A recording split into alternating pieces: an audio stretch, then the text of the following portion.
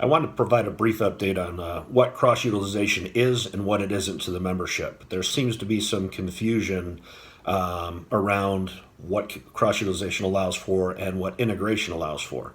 Two separate and distinct things. Once we integrate the airlines, we'll have one single JCBA that'll bear all the benefits of negotiations.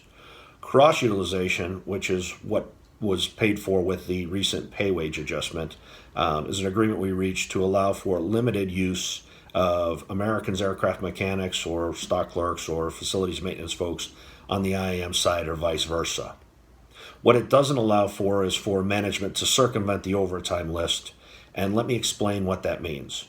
If a mechanic on, we'll use Legacy US side, is cross-utilized to come work on an American aircraft on straight time, there's no issue with that.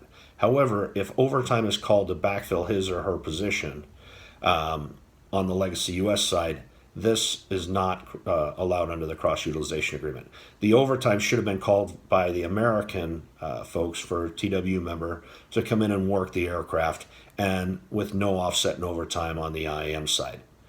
This is an important fact that everybody needs to understand. If it's simply the use of somebody on straight time to cover an airplane, there's no issue with that. However, when overtime is involved, there's a clear and distinct line that needs to be drawn, and we need to make sure that that is monitored both on the IAM side and on the TW side. I also wanted to clear up a little concern that came out about cross-utilization of our QC folks. As far as QC goes, QC can be utilized on the other carrier's aircraft. However, if QC is utilized for any function on the aircraft, then the reciprocating group will own that aircraft from nose to tail. What that means, if there's an aircraft that has an engine change, for the sake of conversation, and we'll say this case, it was an American aircraft, and the IAM is going to do the engine change, and it requires QC to do part of that engine change, then that whole aircraft will be handled by the IAM folks. Americans membership, RTW membership, will not be a part of that process. And that's from nose to tail. So the task-oriented items that we talked about previously would not be utilized here.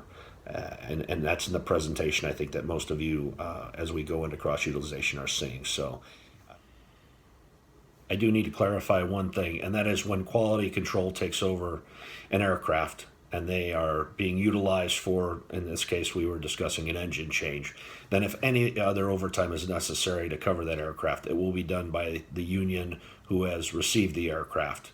In the example I used, the IAM working an American aircraft, then IAM overtime would be utilized to cover that whole aircraft, and that would be acceptable within the rules we agreed to. If there's any questions on these subjects, please contact a union rep, and they'll get back with myself or one of the other board members or chairman who will be able to clear up some of these questions.